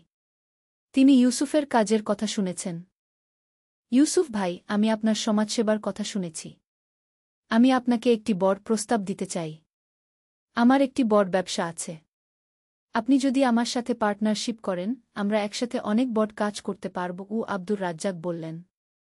ইউসুফ তার প্রস্তাব শুনে কিছুক্ষণ চিন্তা করল। এই সুযোগ তার জীবনে অনেক পরিবর্তন আনতে পারে। কিন্তু সে জানত যে সম্পদ মানুষের জীবনে পরীক্ষা নিয়ে আসে। ভাই, আপনার প্রস্তাব খুবই ভালো। কিন্তু আমার একটি শর্ত আছে। আমি হালাল উপায়ে ব্যবসা করতে চাই। সুদ, ঘুষ, ধোঁকা এইসব থেকে দূরে থেকে ইউসুফ বলল। আব্দুর রাজ্জাক হেসে বললেন, এই জন্যই তো আমি আপনার সাথে ব্যবসা করতে চাই। আমিও চাই ইসলামিক নীতিমালা মেনে ব্যবসা করতে। এভাবে ইউসুফের জীবনে নতুন অধ্যায় শুরু হল। ব্যবসায় সফলতা এল, কিন্তু সে কখনো তার মূল উদ্দেশ্য ভুলে গেল না। নবম অধ্যায়, বিবাহ ও পারিবারিক জীবন। ব্যবসায় সফল হওয়ার পর ইউসুফ ভাবল যে এখন তার বিয়ের সময় এসেছে। ইমাম সাহেব তাকে একটি ভালো মেয়ের প্রস্তাব দিলেন। মেয়েটির নাম আয়েশা। সে খুবই ধার্মিক এবং শিক্ষিত। আয়েশার বাবা মা ইউসুফের চরিত্র ও সমাজসেবার কথা শুনে খুশি হলেন। বিয়ে সম্পন্ন হল অত্যন্ত সাদামাটা অনুষ্ঠানে। আয়েশা ইউসুফের সমাজসেবার কাজে পূর্ণ সহযোগিতা করল। সে এলাকার মহিলাদের কোরআন হাদিস শেখানো শুরু করল। এভাবে তাদের পারিবারিক জীবন হয়ে উঠল একটি আদর্শ ইসলামিক পরিবারের উদাহরণ। কিছুদিন পর তাদের একটি সন্তান হল। ছেলেটির নাম রাখা হল ইব্রাহিম। ইউসুফ আর আয়েশা ঠিক করল যে তারা তাদের সন্তানকে ইসলামিক আদর্শে গড়ে তুলবে। দশম অধ্যায়, হজ্বের সফর। ব্যবসায় আল্লাহর বরকতে ভালো লাভ হওয়ায় ইউসুফ ও আয়েশা হজ্ব করার সিদ্ধান্ত নিলেন। এটা তাদের জীবনের সবচেয়ে বড় স্বপ্ন ছিল। মক্কা শরীফে পৌঁছানোর পর ইউসুফ অভিভূত হয়ে গেলেন। কাবা শরীফ দেখে তার চোখে জল এসে গেল। তিনি বুঝতে পারলেন যে জীবনের এতদিনের যাত্রা তাকে এই পবিত্র স্থানে পৌঁছে দিয়েছে। হজ্বের সময় তিনি আল্লাহর কাছে দীর্ঘ দোয়া করলেন। তার জীবনের সব পাপের জন্য ক্ষমা চাইলেন। সমাজসেবার কাজে আরও বেশি তৌফিক চাইলেন। হজ্ব থেকে ফিরে এসে ইউসুফ দেখলেন যে তার মনে আরও বেশি প্রশান্তি এসেছে। সে অনুভব করতে পারছেন যে আল্লাহ তার উপর সন্তুষ্ট। একাদশ অধ্যায়, বিপদের মুখোমুখি। কিন্তু জীবনে সব সময় সুখ থাকে না। একদিন হঠাৎ করে ইউসুফের ব্যবসায় বড় ক্ষতি হল। একটি বড় চুক্তি বাতিল হয়ে গেল। তার পার্টনার আব্দুর রাজ্জাক হঠাৎ অসুস্থ হয়ে পড়লেন। ব্যাংক থেকে ঋণের টাকা শোধ করার চাপ এল। ইউসুফ খুবই দুশ্চিন্তায় পড়ে গেলেন। তিনি রাতে ঘুমাতে পারতেন না। আয়েশা তাকে সান্ত্বনা দিতে চেষ্টা করত, কিন্তু পরিস্থিতি দিন দিন আরও খারাপ হতে লাগল। একদিন রাতে তাহাজ্জুদের নামাজের সময় ইউসুফ আল্লাহর কাছে কাঁদতে কাঁদতে দোয়া করলেন। তিনি বললেন, হে আল্লাহ, আপনি আমাকে এতদূর এনেছেন। আমি জানি এটা আপনার পক্ষ থেকে পরীক্ষা। আপনি আমাকে ধৈর্য দান করুন। আমি আপনার উপর ভরসা রাখছি। পরদিন সকালে ইউসুফ অফিসে গিয়ে দেখলেন যে একটি নতুন কোম্পানি থেকে ফোন এসেছে। তারা তার কোম্পানির সাথে একটি বড় প্রজেক্টে কাজ করতে চায়। ইউসুফ বুঝতে পারলেন যে এটা আল্লাহর রহমত। তিনি আরও বেশি করে আল্লাহর শুকরিয়া আদায় করলেন। দ্বাদশ অধ্যায়, সমাজের বৃহত্তর সেবা। ব্যবসায় আবার স্থিতিশীলতা ফিরে আসার পর ইউসুফ আরও বড় পরিসরে সমাজসেবা করার চিন্তা করলেন। তিনি একটি এতিমখানা প্রতিষ্ঠা করলেন। সেখানে এতিম বাচ্চাদের থাকা খাওয়ার পাশাপাশি ভালো শিক্ষার ব্যবস্থা করা হল। এতিমখানায় শুধু সাধারণ শিক্ষাই নয়, ইসলামিক শিক্ষারও ব্যবস্থা ছিল। বাচ্চারা কোরআন হাদিস শিখত, নৈতিকতার শিক্ষা পেত। একদিন একটি ছোট ছেলে ইউসুফের কাছে এসে বলল, চাচা, আমার বাবা মা নেই, কিন্তু আপনি আমাদের এত ভালোবাসেন। আমি বড় হয়ে আপনার মতো হতে চাই। ইউসুফ ছেলেটিকে কোলে নিয়ে বললেন, বেটা, তুমি আল্লাহকে ভালোবাসো, মানুষের সেবা করো, আল্লাহ তোমাকে আরও ভালো মানুষ বানাবেন। ত্রয়োদশ অধ্যায়, নূরের বিস্তার। বছরের পর বছর কেটে গেল। ইউসুফ এখন একজন প্রতিষ্ঠিত ব্যবসায়ী। কিন্তু তার আসল পরিচয় একজন সমাজসেবক হিসেবে। তার প্রতিষ্ঠিত এতিমখানা থেকে অনেক ছেলেমেয়ে বের হয়ে সমাজে প্রতিষ্ঠিত হয়েছে। রহিম, যে একসময় চোর ডাকাত ছিল, সে এখন একজন সৎ ব্যবসায়ী। সে নিজেও এলাকার যুবকদের সঠিক পথে আনার কাজ করে। একদিন রহিম ইউসুফের কাছে এসে বলল, ভাই, আপনি আমার জীবন পরিবর্তন করেছেন। আজ আমিও অন্য যুবকদের জীবন পরিবর্তনের চেষ্টা করি। এভাবেই তো আল্লাহর নূর একজন থেকে আরেকজনের কাছে পৌঁছায় গু। ইউসুফ খুশি হয়ে বললেন, হ্যাঁ রহিম, এটাই তো আসল কথা। আবু বকর চাচা আমাকে এই নূর দিয়েছিলেন, আমি তোমাদের কাছে পৌঁছিয়েছি, এখন তোমরা অন্যদের কাছে পৌঁছাও। 14 অধ্যায়, পরবর্তী প্রজন্ম। ইউসুফ ও আয়েশার ছেলে ইব্রাহিম এখন বড় হয়েছে। সে একজন ডাক্তার হয়েছে। কিন্তু শুধু চিকিৎসা সেবাই নয়, সে গরিব রোগীদের বিনামূল্যে চিকিৎসা দেয়া। একদিন ইব্রাহিম বাবার কাছে এসে বলল, আব্বু, আমি একটা ফ্রি ক্লিনিক খুলতে চাই, যেখানে গরিব মানুষরা বিনামূল্যে চিকিৎসা পাবে। ইউসুফ ছেলের কথা শুনে খুব খুশি হলেন। তিনি বুঝলেন যে পরবর্তী প্রজন্মের মাধ্যমেও আল্লাহর নূর ছড়িয়ে যাচ্ছে। 15 অধ্যায়, জীবনের শেষ প্রান্তে। অনেক বছর কেটে গেছে। ইউসুফ এখন বৃদ্ধ। তার চুল সাদা হয়ে গেছে, কিন্তু তার চেহারায় এখনও সেই নুরানি ভাব রয়েছে। একদিন তিনি তার পুরানো বন্ধুদের সাথে বসে আছেন। সবাই মিলে আবু বকরের কথা মনে করছেন। ইউসুফ বললেন, আবু বকর চাচা আমাকে যে নূরের সন্ধান দিয়েছিলেন, আজ আমি বুঝতে পারি যে সেটা কি। এটা শুধু কোনো আলো নয়, এটা আল্লাহর মহব্বত। এটা মানুষের প্রতি ভালোবাসা। এটা সেবার মানসিকতা। রহিম, যে এখন বৃদ্ধ, বলল, ভাই, আপনার মাধ্যমে আমরা সবাই এই নূর পেয়েছি। আল্লাহ আপনাকে দীর্ঘ জীবন দান করুন গো। 16 অধ্যায়, উত্তরাধিকার। ইউসুফ তার জীবনের শেষ দিনগুলোতে আরও বেশি ইবাদতে মনোনিবেশ করলেন। তিনি একটি বই লিখলেন, নূরের খোঁজে, একটি জীবনযাত্রা। এই বইতে তিনি তার জীবনের অভিজ্ঞতা লিখলেন। কিভাবে একজন সাধারণ মানুষ আল্লাহর কাছে নিজেকে সমর্পণ করে জীবনে অসাধারণ কিছু অর্জন করতে পারে। বইটি প্রকাশিত হওয়ার পর অনেক মানুষ তার জীবনী পড়ে অনুপ্রাণিত হল। দেশের বিভিন্ন প্রান্ত থেকে মানুষ তার সাথে দেখা করতে আসত। একদিন একজন তরুণ এসে বলল, চাচা, আপনার বই পড়ে আমার জীবন পরিবর্তন হয়ে গেছে। আমিও আপনার মতো সমাজসেবা করতে চাই। ইউসুফ তরুণটির হাতে হাত রেখে বললেন, বেটা, তুমি শুধু আমার মতো হতে চেষ্টা করো না, আল্লাহর রাসূল শাহ এর মতো হওয়ার চেষ্টা করো। তিনি আমাদের সবার আদর্শ। 17 অধ্যায়, চূড়ান্ত যাত্রা। একদিন ইউসুফ অসুস্থ হয়ে পড়লেন। ডাক্তার ছেলে ইব্রাহিম সব চেষ্টা করল, কিন্তু আল্লাহর ইচ্ছায় ইউসুফের সময় শেষ হয়ে এসেছিল। মৃত্যুর আগে ইউসুফ তার পরিবার ও বন্ধুদের কাছে ডেকে বললেন, আমি খুশি। আল্লাহ আমাকে একটি সুন্দর জীবন দিয়েছেন। আমি চেষ্টা করেছি তার সন্তুষ্টি অর্জনের। এখন তোমরা এই কাজ এগিয়ে নিয়ে যেও। তারপর তিনি শেষবারের মতো শাহাদত পড়লেন এবং শান্তিতে চোখ বন্ধ করলেন। সমাপনী, নূরের ধারাবাহিকতা। ইউসুফের জানাজায় হাজার হাজার মানুষ এসেছিল। এতিম বাচ্চারা কাঁদছিল। যেসব যুবক তার কারণে সঠিক পথ পেয়েছিল তারা সবাই এসেছিল। ইমাম সাহেব জানাজার নামাজে বললেন, ইউসুফ ভাই একটি আদর্শ জীবন যাপন করেছেন। তিনি প্রমাণ করেছেন যে একজন সাধারণ মানুষও আল্লাহর সাহায্যে অসাধারণ কিছু করতে পারে। তার জীবন আমাদের সবার জন্য অনুপ্রেরণা। ইউসুফ চলে গেলেন, কিন্তু তার স্থাপন করা প্রতিষ্ঠানগুলো চলতে থাকল। তার ছেলে ইব্রাহিম বাবার কাজ এগিয়ে নিয়ে গেল। রহিম ও তার অন্যান্য শিষ্যরাও তাদের এলাকায় একই ধরনের কাজ করতে থাকল। আজও যখন কেউ সেই এলাকায় যায়, দেখতে পায় একটি শান্তিপূর্ণ সমাজ, যেখানে মানুষ একে অপরকে সাহায্য করে, যেখানে ধর্ম ও নৈতিকতার চর্চা হয়। এভাবেই আবু বকর চাচার দেওয়া সেই নূর একজন থেকে আরেকজনের কাছে পৌঁছে গেছে। আর এই ধারা চলতে থাকবে কিয়ামত পর্যন্ত। শিক্ষা ও উপদেশ। এই গল্পটি আমাদের শেখায় যে ১. জ্ঞান অর্জনের গুরুত্ব। ইউসুফ যখন ইসলাম সম্পর্কে জানতে আগ্রহী হয়েছিল, তখনই তার জীবনের পরিবর্তন শুরু হয়েছিল। ২. ভালো সঙ্গের প্রভাব। আবু বকর চাচার সঙ্গ ইউসুফের জীবনে বিপ্লব এনেছিল। ৩. তবার শক্তি। রহিমের মতো পাপীও যদি সত্যিকারের তবা করে, আল্লাহ তাকে ক্ষমা করেন। ৪. সমাজসেবার গুরুত্ব। ব্যক্তিগত উন্নতির পাশাপাশি সমাজের সেবা করাও একজন মুমিনের দায়িত্ব। ৫. পরীক্ষায় ধৈর্য। জীবনে বিপদ এলে আল্লাহর উপর ভরসা রেখে ধৈর্য ধরতে হয়। ৬. পরবর্তী প্রজন্মের শিক্ষা, সন্তানদের ইসলামিক আদর্শে গড়ে তোলা পিতামাতার দায়িত্ব। ৭ নূরের ধারাবাহিকতা, ভালো কাজের প্রভাব একজন থেকে আরেকজনের কাছে পৌঁছায় এবং এভাবে সমাজে ইতিবাচক পরিবর্তন আসে। আল্লাহ আমাদের সবাইকে ইউসুফের মতো নূরান্বিত জীবন যাপনের তৌফিক দান করুন। আমিন।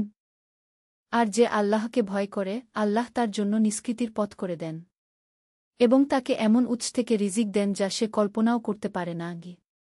সূরা তালাক, আয়াত ২-৩। নূরের আলো। একটি ইসলামিক গল্প। প্রথম অধ্যায়, হারিয়ে যাওয়া পথ। ঢাকা শহরের ব্যস্ততার মাঝে আরিফ খান তার জীবনের দিকে তাকিয়ে দেখল। বিশ্ববিদ্যালয়ের ফাইনাল ইয়ারের ছাত্র, কম্পিউটার সায়েন্সে পড়াশোনা করছে।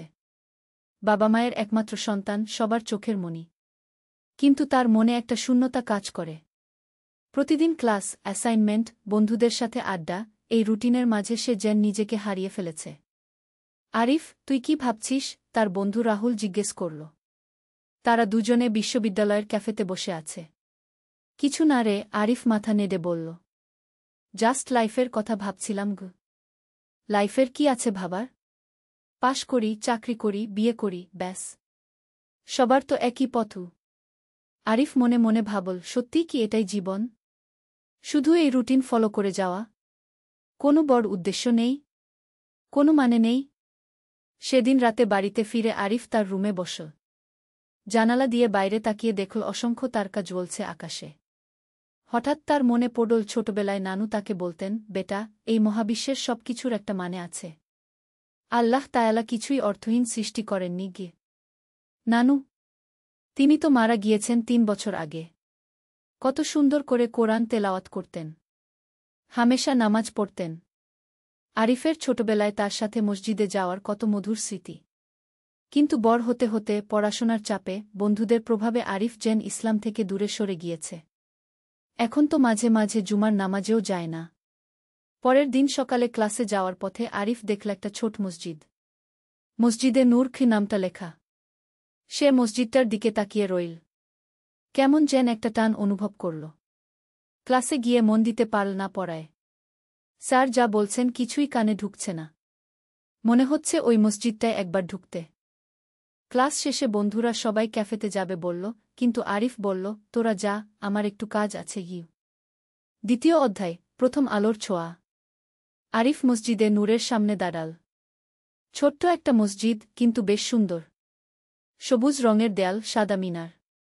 প্রবেশদ্বারে একটা বোর্ড লাগানো, যে কেউ এখানে এসে প্রশান্তি খুঁজে নিতে পারেন। ভেতরে ঢুকতে একটু দ্বিধা হল। কতদিন আর মসজিদে যায়নি। কিভাবে ইমাম সাহেব বা অন্যরা দেখবে তাকে?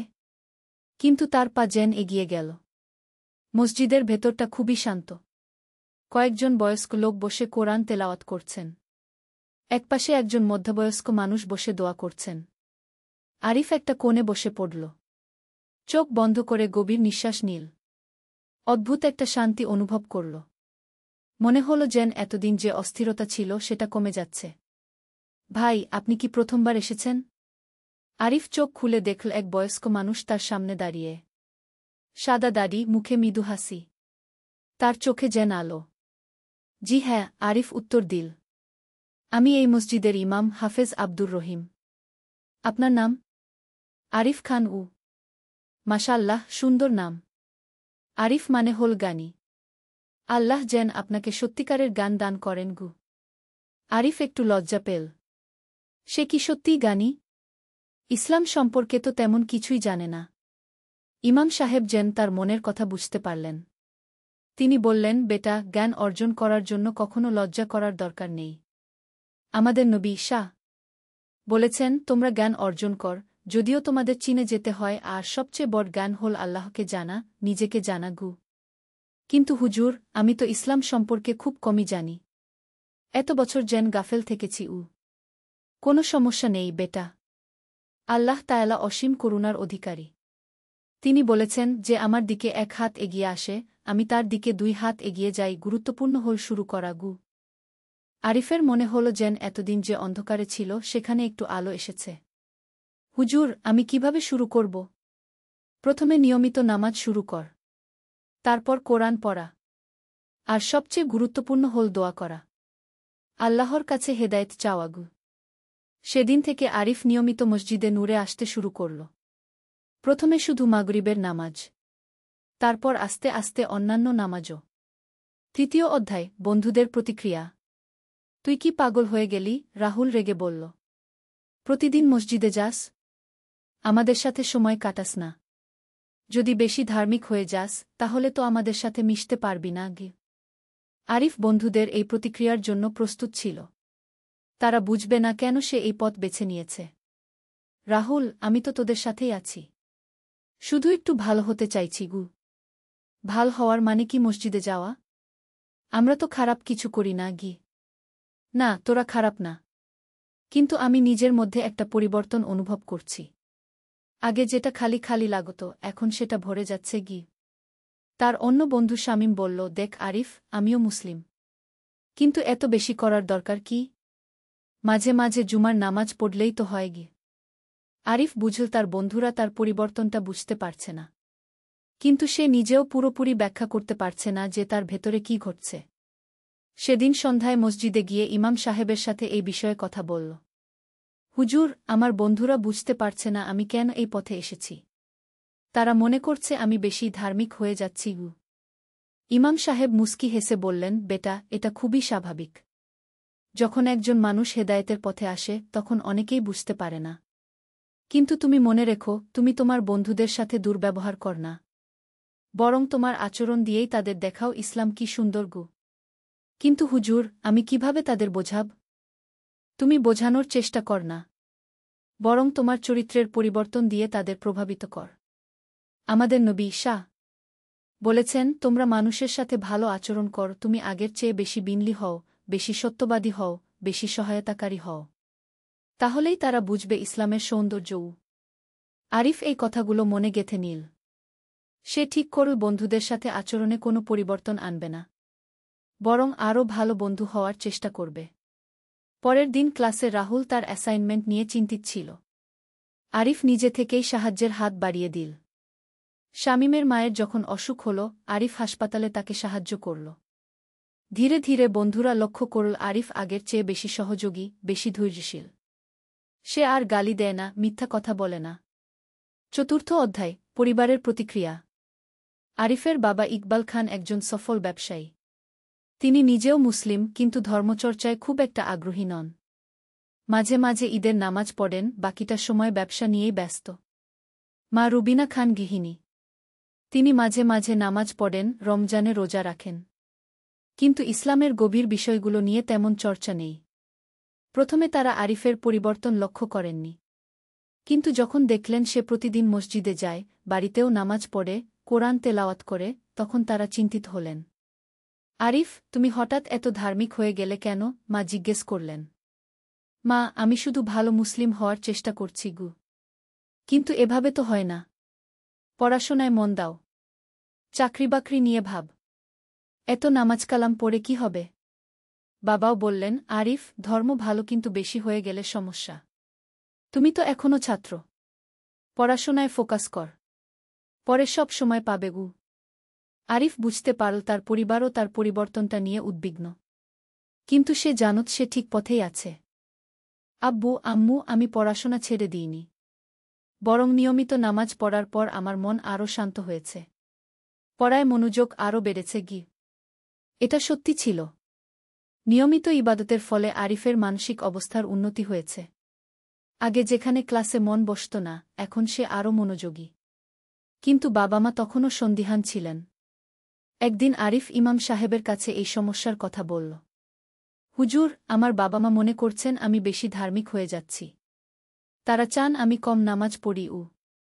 ইমাম সাহেব বললেন, বেটা, আল্লাহ তায়ালা কোরআনে বলেছেন, তোমার প্রতিপালক আদেশ করেছেন যে তোমরা কেবল তারই ইবাদত করবে এবং পিতামাতার সাথে ভালো ব্যবহার করবে, মানে ইবাদতও করতে হবে, বাবা মায়ের খেদমতো করতে হবে।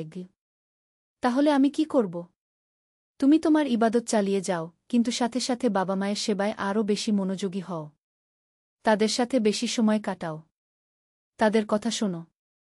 তোমার চরিত্রের পরিবর্তন দেখে তারা বুঝবেন ইসলাম তোমাকে আরও ভালো করেছে।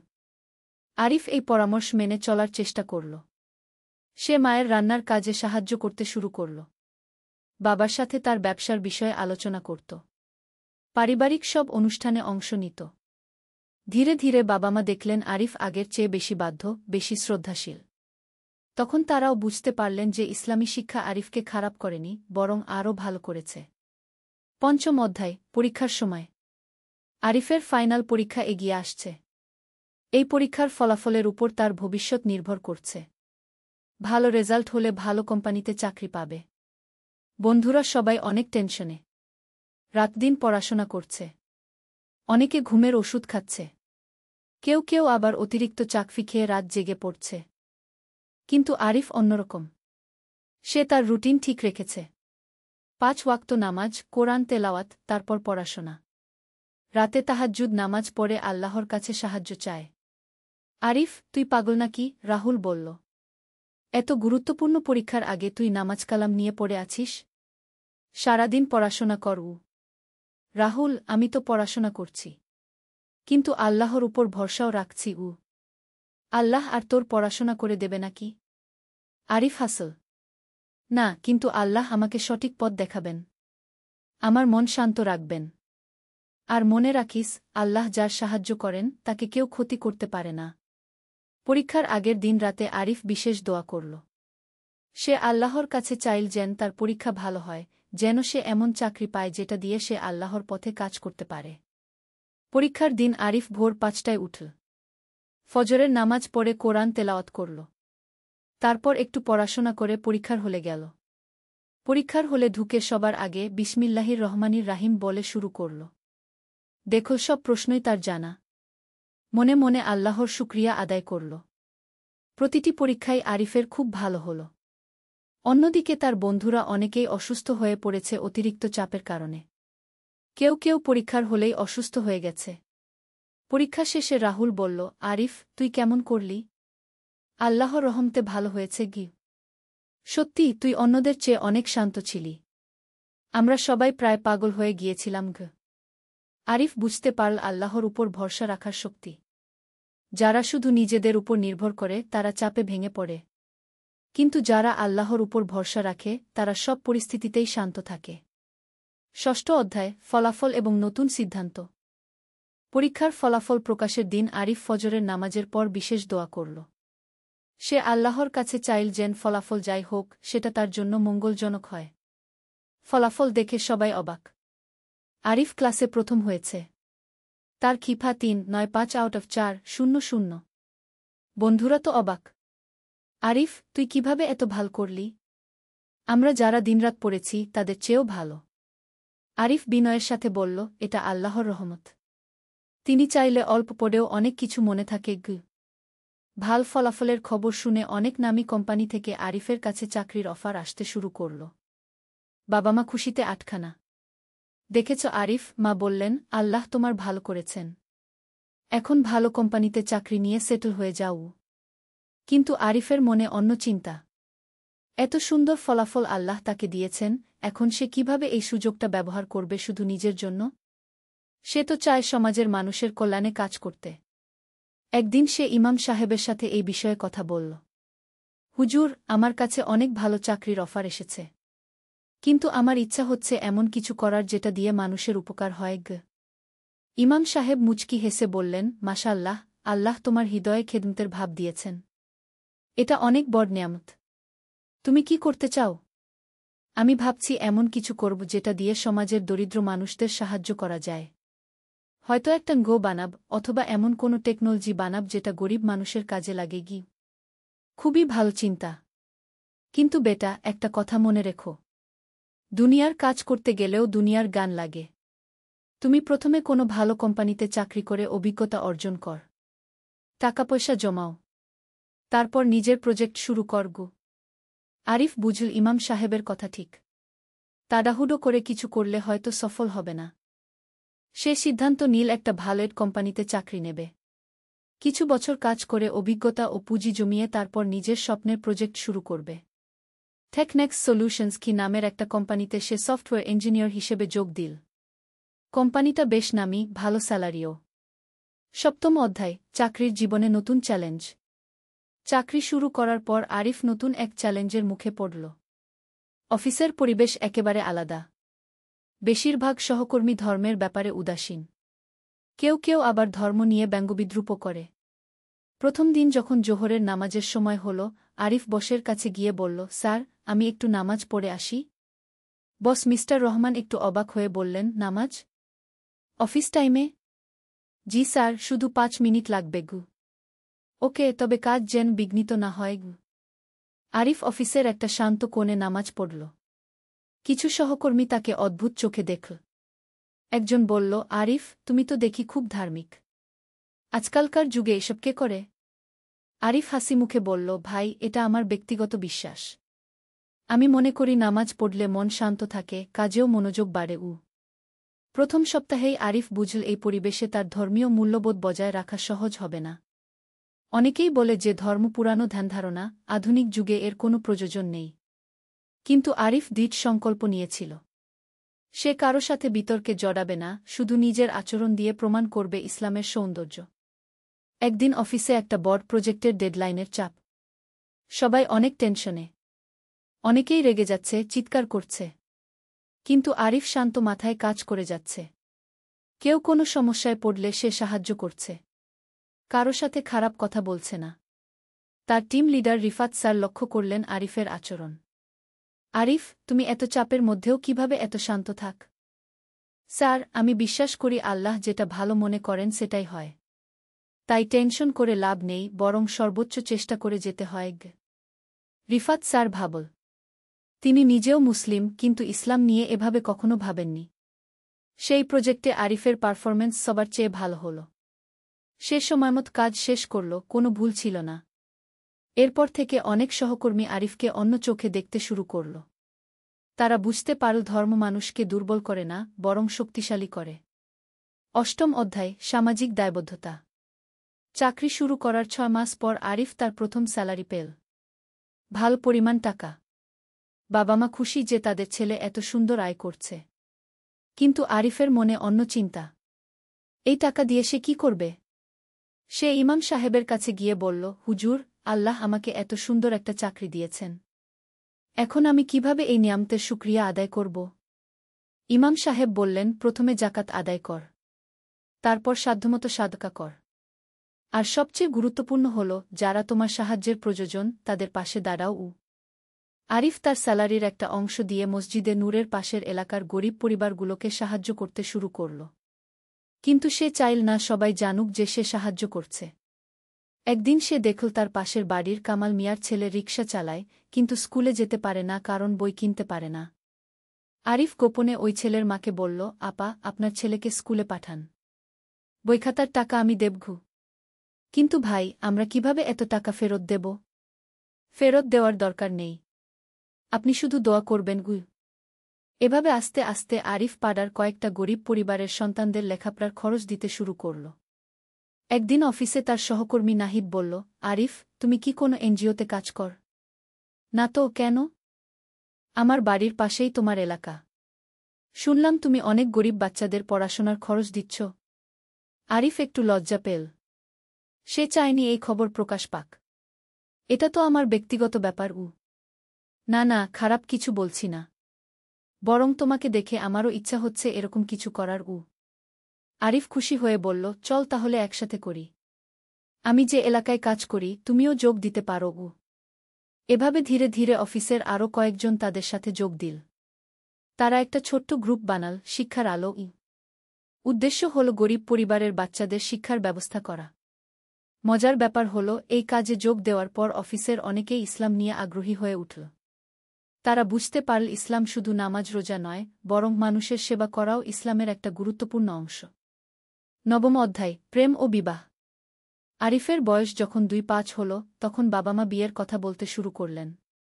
আরিফ, এখন তোমার চাকরি আছে, ভালো আয় করছ। বিয়েশাদির কথা ভাব। আরিফ জানত একদিন না একদিন এই বিশ্বাসটা আসবে। কিন্তু সে চাইছিল এমন একজনকে জীবনসঙ্গী হিসেবে পেতে যে তার মতোই ইসলামী মূল্যবোধে বিশ্বাসী। আব্বু, আমি এমন একটা মেয়েকে বিয়ে করতে চাই যে আমার মতোই দিনদার। মা বললেন, সেটা তো ভালোই। কিন্তু আজকালকার মেয়েরা তো তেমন ধার্মিক হয় না।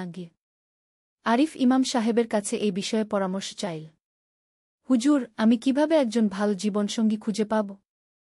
বেটা, প্রথমে আল্লাহর কাছে দোয়া কর। তারপর বাবা মায়ের মাধ্যমে খোঁজখবর নাও। মনে রাখবে, বিয়ে শুধু দুইজন মানুষের মিলন নয়, বরং দুইটি পরিবারের মিলন। তাই পরিবারের দিকেও লক্ষ্য রাখতে হবে। কিছুদিন পর মায়ের এক বান্ধবীর মেয়ের সাথে আরিফের বিয়ের প্রস্তাব এল। মেয়েটির নাম ফাতিমা, কম্পিউটার সায়েন্সেই পড়াশোনা করেছে, এখন একটা স্কুলে এক টিচার হিসেবে কাজ করে। আরিফের পরিবার যখন ফাতিমার পরিবারের সাথে কথা বলল, তখন জানা গেল ফাতিমা নিয়মিত নামাজ পড়ে, কোরআন তেলাওয়াত করে।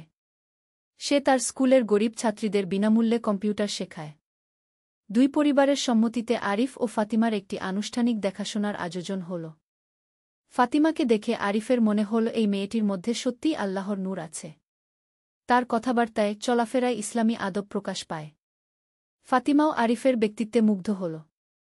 সে বুঝতে পারল আরিফ শুধু বাইরে থেকে ধার্মিক নয়, বরং সত্যিকারের একজন ভালো মানুষ। দুজনেই সম্মতি দিল। ইসলামিক রীতি অনুযায়ী তাদের বিবাহ সম্পন্ন হল। বিয়ের অনুষ্ঠানে বেশি জাঁকজমক করা হয়নি, বরং সাদাসিধে কিন্তু অর্থপূর্ণ অনুষ্ঠান হয়েছিল। বিয়ের পর আরিফ বুঝতে পারল আল্লাহ তাকে কি সুন্দর একজন জীবনসঙ্গী দিয়েছেন। ফাতিমা শুধু একজন ভালো স্ত্রী নয়, বরং ইসলামী জীবনযাত্রায় তার সহযোগী। তারা দুজনে মিলে একটি সুন্দর ইসলামী পরিবার গড়ে তুলতে শুরু করল। 10ম অধ্যায়, নতুন প্রজেক্ট। বিয়ের 2 বছর পর আরিফ তার দীর্ঘদিনের স্বপ্নের কথা ফাতিমাকে বলল। ফাতিমা, আমি চাই একটা সোশ্যাল এন্টারপ্রাইজ শুরু করতে। এমন কিছু যেটা দিয়ে গরিব মানুষদের জীবনমান উন্নত করা যায়। ফাতিমা খুশি হয়ে বলল, এটা তো দারুণ আইডিয়া। তুমি কি ধরনের প্রজেক্ট ভাবছ? আমি ভাবছি একটা মোবাইল অ্যাপ বানাব যেটার মাধ্যমে গ্রামের মানুষরা সরাসরি শহরের বাজারে তাদের পণ্য বিক্রি করতে পারবে। মধ্যস্বত্বভোগীদের কারণে তারা ন্যায্য দাম পায় না। চমৎকার!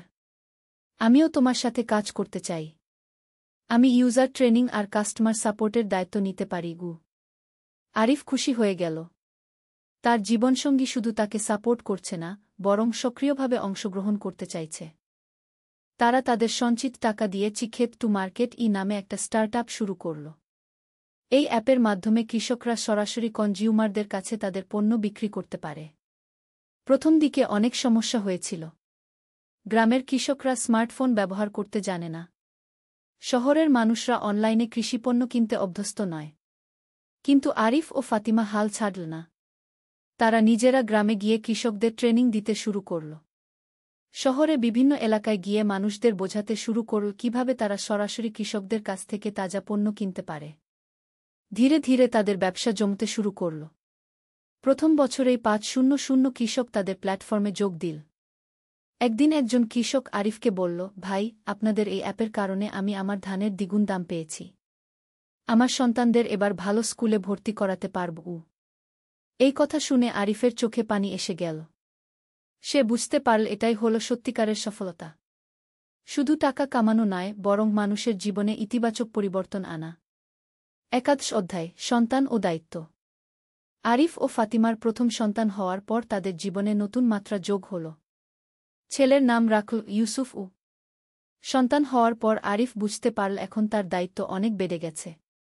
সে শুধু নিজের জন্য নয়, বরং একটি পরবর্তী প্রজন্মের জন্যও দায়ী। ফাতিমা, আমি চাই আমাদের ইউসুফ যেন একজন ভালো মানুষ হয়। তার চরিত্র যেন ইসলামী মূল্যবোধে গড়ে ওঠে। হ্যাঁ আরিফ, আমরা তাকে শুধু দুনিয়ার শিক্ষা নয়, বরং আখেরাতের শিক্ষাও দেব। ইউসুফের জন্মের পর থেকেই তারা তার কানে প্রতিদিন কোরআন তেলাওয়াত করতেন। ছোট থেকেই তাকে ইসলামী গল্প শোনাতেন। কিন্তু একই সাথে তারা লক্ষ্য রাখতেন যেন ইউসুফ আধুনিক শিক্ষাও পায়। তারা চাইতেন না তাদের ছেলে অন্ধ ধার্মিক হয়ে উঠুক, বরং হয়ে উঠুক একজন আলোকিত মুসলিম। যখন ইউসুফের বয়স 5 বছর, তখন একদিন সে বাবাকে জিজ্ঞেস করল, আব্বু, আল্লাহ কোথায়? আরিফ বুঝতে পারল এটা একটা গুরুত্বপূর্ণ প্রশ্ন। ছোট একটা মন কিভাবে আল্লাহকে বুঝবে? বেটা ইউসুফ, আল্লাহ সর্বত্র আছেন। তুমি তাকে দেখতে পাও না, কিন্তু তিনি তোমাকে দেখতে পান। যেমন বাতাস, তুমি দেখতে পাও না, কিন্তু অনুভব করতে পারো। তাহলে আল্লাহ আমার সাথে কথা বলেন না কেন? আল্লাহ তোমার সাথে কথা বলেন, কিন্তু সেটা অন্যভাবে। যখন তুমি ভালো কাজ কর, তখন মন খুশি হ, এটা আল্লাহর ইশারা। যখন খারাপ কিছু করতে যাও, তখন মন বলে এটা ঠিক নয়, এটাও আল্লাহর ইশারা। ইউসুফ মাথা নেড়ে বলল, এখন বুঝতে পারছি আব্বু গো। আরিফ বুঝতে পারল পরবর্তী প্রজন্মকে ইসলাম শেখানোর সবচেয়ে ভালো উপায় হল তাদের প্রশ্নের উত্তর ধৈর্য সহকারে দেওয়া, তাদের সাথে আল্লাহর সম্পর্ক তৈরি করে দেওয়া। দ্বাদশ অধ্যায়, কমিউনিটি লিডারশিপ। আরিফের বয়স যখন ৩-০ তখ